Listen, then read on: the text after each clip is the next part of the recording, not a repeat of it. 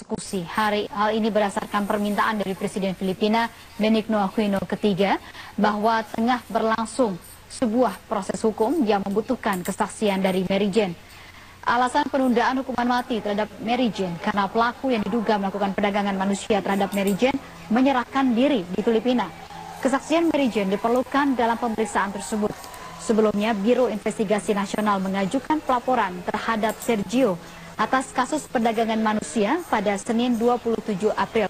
Namun, Deputi Direktur Operasi Wilayah Nueva Ecija mengkoreksi pemberitaan media tersebut. Maria Cristina Sergio tidak menyerahkan diri, melainkan mendatangi kantor polisi karena ketakutan dan menolak semua dakwaan kepadanya. Sergio mengaku menerima ancaman pembunuhan dan meminta bantuan diri, melainkan mendatangi kantor polisi karena ketakutan dan menolak semua dakwaan kepadanya. Sergio mengaku menerima ancaman pembunuhan dan meminta bantuan hukum polisi. Dan beberapa waktu sebelumnya media Filipina ramai memberitakan bahwa perekrut dari Mary Jane telah menyerahkan diri pada kepolisian Filipina pada Selasa waktu setempat.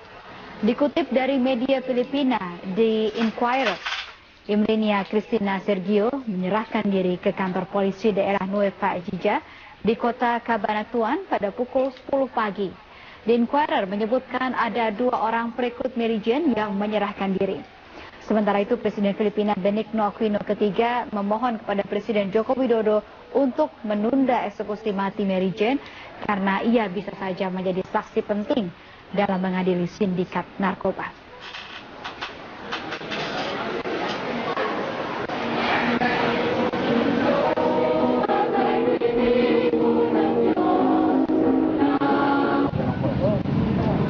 Ang kandila, ang liwanag po mga kapatid, mga kababayan.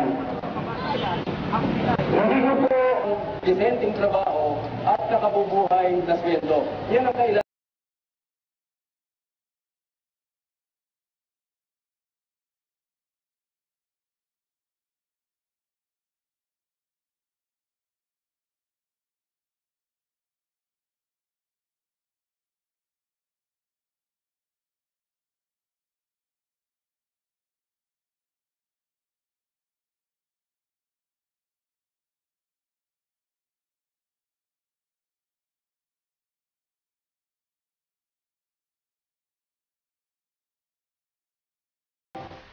Pemirsa, tempat pemakaman umum Perwira Bekasi Utara, Kota Bekasi menjadi lokasi pemakaman yang diminta oleh terpidana mati Martin Anderson alias Bello. Di lokasi pemakaman sudah disiapkan liang lahat beserta dengan papan nisan dengan nama Martin Anderson. Kepastian pemakaman Martin Anderson alias Bello di TPU Perwira Bekasi Utara, Kota Bekasi diperkuat dengan sudah dibuatnya papan nisan nama yang berisi nama Martin Anderson yang diketahui lahir pada tanggal 5 Mei tahun 1961. Papan nisan nama Martin Anderson beserta dengan papan penutup jenazah sudah diletakkan di samping musola TPU Perwira Bekasi Utara. Pemesanan dan persiapan pembuatan liang lahat dan papan nama dilakukan oleh istri Martin, Melanie Slamet, sejak hari Minggu lalu. Dan hingga Selasa sore, liang lahat untuk jenazah Martin Anderson sudah selesai digali oleh pihak pengelola tempat pemakaman umum Perwira yang bertempat di Blok E4, Petak 2, Blok Muslim. Bahkan para penjaga TPU Perwira sudah tampak bersiap di lokasi untuk menunggu kedatangan jenazah Martin Anderson yang ditembak mati pada Rabu dini hari. Pemilihan TPU Perwira sebagai tempat pemakaman Martin Anderson sudah diketahui oleh Ketua RT wilayah Kali Abang Tengah, Kelurahan Kali Abang, Kecamatan Bekasi Utara, Kota Bekasi, yaitu Abdul Ghafur. Menurutnya permintaan penyiapan liang lahat dan perangkat pemakaman Martin dipesan oleh istri Martin dan pihak kejaksaan kepada dirinya.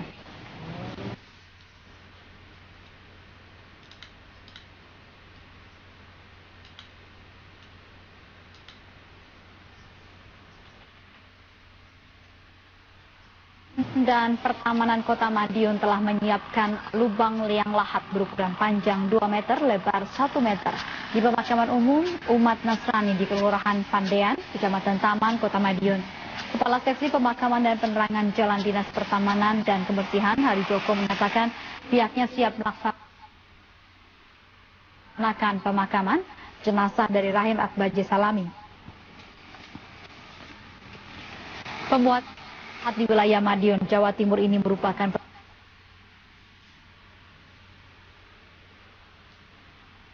permintaan terakhir pria asal Nigeria tersebut kepada tim jaksa eksekutor, kuasa hukum dan rohaniwan dengan alasan agar bisa dekat dengan kekasihnya yang kini tinggal di Madiun.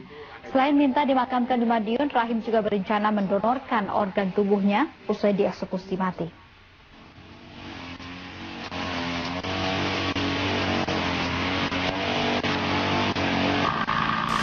Perang terhadap narkoba itu serius. Setiap hari 50 generasi muda kita mati karena narkoba. Kalau dihitung 1 tahun 18.000.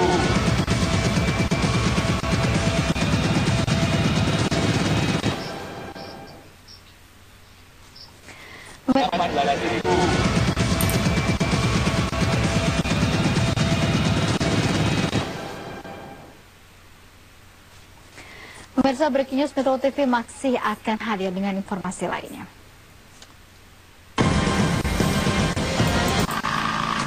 Perang terhadap narkoba itu serius.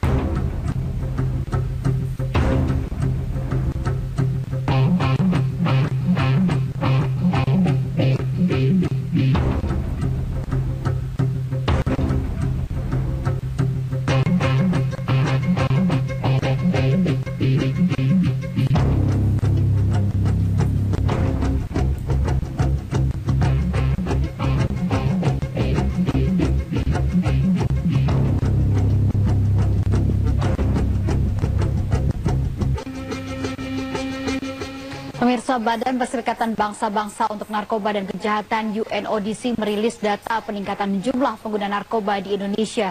Pertumbuhan jumlah pengguna di Indonesia ini membuat Indonesia menjadi salah satu pasar narkoba terbesar. Jumlah pengguna narkoba di Indonesia dalam 5 hingga 10 tahun terakhir meningkat 10%. Dan Indonesia telah menjadi produsen terbukti dengan ditemukannya 200 pabrik narkoba di tanah air. Data Badan Narkotika Nasional menunjukkan tahun 2000 kasus narkoba berkisar 3 hingga 4.000 kasus. Tahun 2013 meningkat menjadi 21 hingga 28.000 kasus. Barang bukti narkoba yang disita dari tahun 2010 hingga 2013 total sebesar 2,1 metrik ton. Tahun 2014 8.000 kasus. Barang bukti narkoba yang disita dari tahun 2010 hingga 2013 total sebesar 2,1 metrik ton. Tahun 2014 saja, narkoba yang disita sebesar 1,5 metrik ton.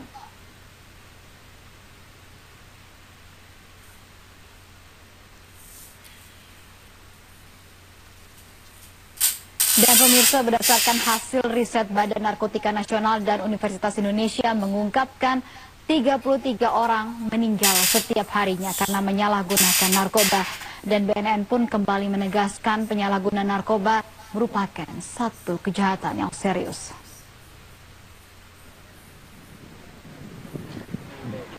Badan Narkotika Nasional atau BNN menilai eksekusi mati terhadap kasus narkoba layak dijatuhkan. karena kejahatan narkoba menimbulkan kerugian yang sangat besar. Jadi kalau pendapat itu mengatakan bukan serius. Daya eksekusi mati terhadap kasus narkoba layak dijatuhkan, karena kejahatan narkoba menimbulkan kerugian yang sangat besar. Jadi kalau pendapat itu mengatakan bukan serius, ini adalah berbalik. Ya sekali-kali Ban Ki-moon datang ke Indonesia menyaksikan bagaimana korban-korban penyalahgunaan narkotika ini di Indonesia yang luar biasa. Miris. Karena nanti kalau dibakar itu bisa gitu. Pernyataan tersebut bukan tanpa dasar. Menurut hasil riset yang dilakukan BNN dan Universitas Indonesia, lebih dari 12.000 orang meninggal tiap tahun karena penyalahgunaan narkoba. Itu artinya ada 33 orang per hari yang harus meregang nyawa akibat mengonsumsi narkoba. Sebagian besar konsumen narkoba justru kalangan pekerja. Mereka mengira narkoba bisa meningkatkan stamina. Padahal nyatanya, narkoba justru merusak tubuh. Nilai kerugian pribadi dan sosial pun mencapai angka 63,1 triliun rupiah. Yang lebih ironis, 75% peredaran narkoba dikendalikan dari dalam penjara. Akibatnya pada tahun 2014, setidaknya ada 4 juta orang pengguna narkotika berusia 10 hingga 59 tahun. Pemerintah menilai vonis berat untuk pelaku kejahatan narkoba bisa meredam kerusakan tersebut. Pada pekan ini, 9 terpidana mati kasus narkoba akan dieksekusi. Tim Liputan Metro TV. Pemirsa, pada pukul 00.30 waktu Indonesia Barat dini hari tadi, ada 8 warga negara, 8 terpidana mati kasus narkoba yang dieksekusi mati. Ada 7 warga negara asing dan 1 warga negara Indonesia. Jumlah ini berkurang 1 orang, yang tadinya 9 orang menjadi 8 orang, yaitu Mary Jane, warga negara asal Filipina yang juga dieksekusi mati, namun kemudian ditunda karena adanya perkembangan dari kasus perdagangan manusia yang melibatkan kepolisian Filipina. Dan bicara mengenai eksekusi mati yang dilakukan, 8 terpidana mati dilakukan eksekusi secara serentak yang dilakukan di lapangan tembak Limas Buntu yang juga merupakan lokasi eksekusi tahap pertama pada pukul 00.35 dini hari tadi. Dan ada 8 regu tembak yang melakukan eksekusi tersebut, di mana masing-masing regu tembak terdiri dari 14 orang.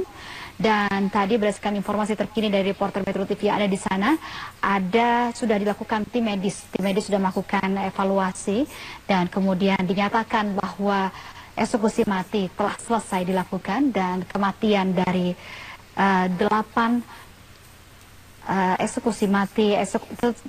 terpidana mati tersebut sudah dapat dipastikan. Dan saat ini jenazah dari 8 terpidana mati tersebut sedang dibersihkan, dan rencananya pada dini hari ini pula ke-8 jenazah tersebut akan langsung dibawa ke tempat persemayaman masing-masing, di mana akan dilakukan juga di Jakarta, kemudian juga di Madiun dan juga di kawasan Bekasi. Dan 2 terpidana mati asal Australia, yaitu Myuran Sukumaran dan juga Andrew Chan, rencananya akan langsung dibawa ke Australia, akan diterbangkan ke Australia. Dan pada malam hari ini ada satu keputusan yang juga cukup mengejutkan, karena keputusan penundaan eksekusi mati terhadap Mary Jane. Seperti kita tahu bahwa kasus Mary Jane ini cukup menarik perhatian. Apakah benar bahwa Mary Jane ini merupakan korban dari human trafficking? Dan sebelumnya Mary Jane telah dibawa ke lapas Nusa Kambangan dan telah dilakukan berbagai persiapan untuk dilakukan eksekusi mati. Namun tiba-tiba saja penundaan dilakukan. Dan penundaan ini ternyata memang sangat mendadak, pemirsa, karena kami tadi sudah menghubungi tim pengacara, yang tim pengacara juga cukup kaget begitu mendengar adanya penundaan tersebut, karena tim pengacara sebenarnya sudah bersiap-siap untuk menghadapi eksekusi mati terhadap Mary Jane. Dan penundaan eksekusi mati terhadap Mary Jane ini dilakukan terkait dengan adanya pengakuan dari Christina. Christina ini merupakan tersangka yang melakukan perekrutan terhadap Mary Jane untuk kemudian mengantarkan narkoba ke Indonesia tanpa sepengetahuan dari Mary Jane. Jadi informasi terbaru ini yang kemudian membuat Presiden Filipina memohon kepada Presiden Jokowi untuk melakukan penundaan. Namun dipastikan kembali bahwa ini merupakan satu penundaan dan belum pasti merupakan pembatalan. Tapi pihak pengacara Mary Jane masih cukup optimis untuk berhak kembali bahwa ini merupakan satu penundaan dan belum pasti merupakan pembatalan. Tapi pihak pengacara Mary Jane masih cukup optimis untuk berharap bahwa perkembangan terbaru dari kasus ini dapat kemudian membatalkan hukuman mati dari Mary Jane. Pemirsa, demikianlah breaking news malam ini. Saya Berita Laura undur diri. Terima kasih.